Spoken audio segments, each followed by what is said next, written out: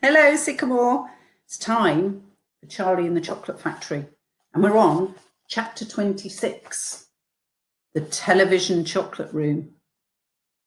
The TV family, together with Charlie and Grandpa Joe, stepped out of the lift into a room so dazzlingly bright and dazzlingly white that they screwed up their eyes in pain and stopped walking. Mr. Wonka handed each of them a pair of dark glasses and said, "Put these on quick, and don't take them off, whatever you do. This light could blind you." As soon as Charlie had his dark glasses on, he was able to look around him in comfort. The room was painted white all over. Even the floor was white. There wasn't a speck of dust anywhere. From the ceiling, huge lamps hung down and bathed the room in a brilliant blue-white light. The room was completely bare, except at the far ends. At one of these ends, there was an enormous camera on wheels, and a whole army of Oompa Loompas were clustering around it, oiling its joints and adjusting its knobs and polishing its great glass lens. The Oompa Loompas were all dressed in the most extraordinary way. They were wearing bright red spacesuits, complete with helmets and goggles. At least they looked like spacesuits.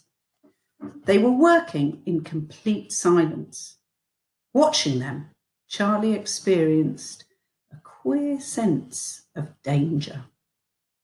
There was something dangerous about this whole business, and the Oompa Loompas knew it. There was no chattering or singing among them here. They moved about over the huge black camera slowly and carefully in their scarlet spacesuits. At the other end of the room, about 50 paces away from the camera, a single Oompa Loompa, also wearing a spacesuit, was sitting at a black table, gazing at the screen of a very large television set. "Here we go!" cried Mr. Wonka, hopping up and down with excitement.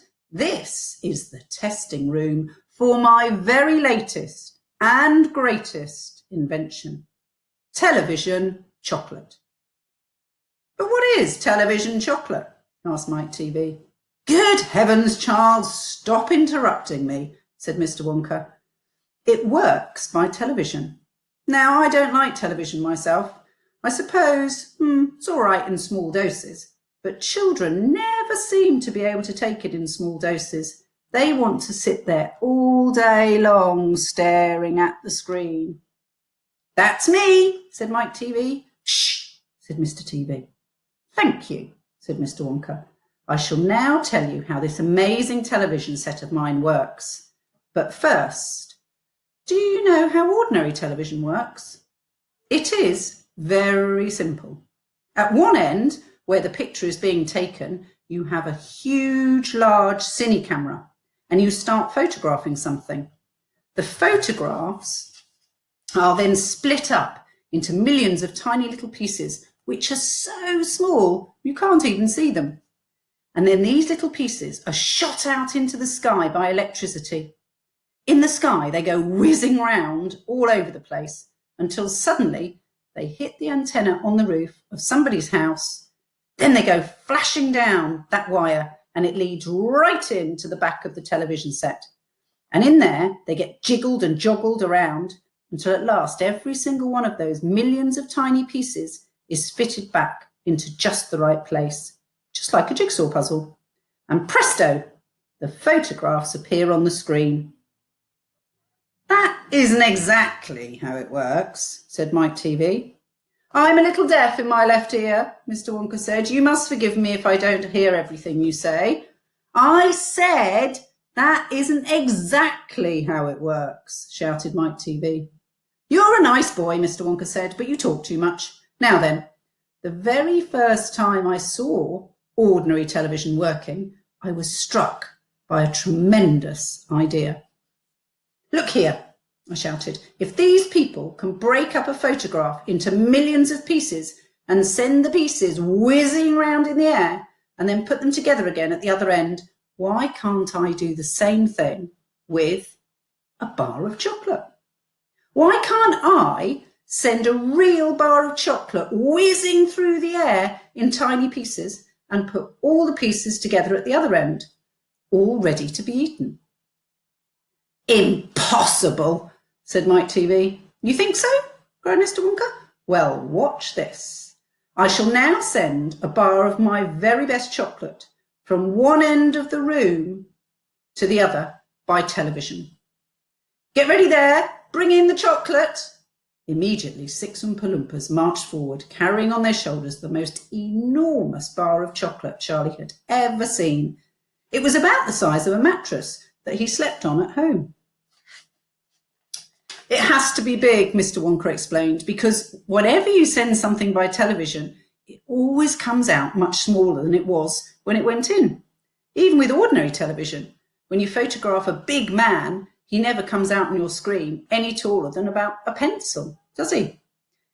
Here we go then, get ready. No, stop, hold everything. You there, Mike TV, stand back. You're too close to that camera. There are dangerous rays coming out of that thing. They could break you up into 1 million tiny pieces in 1 second. That's why the Oompa Loompas are wearing spacesuits. The suits protect them.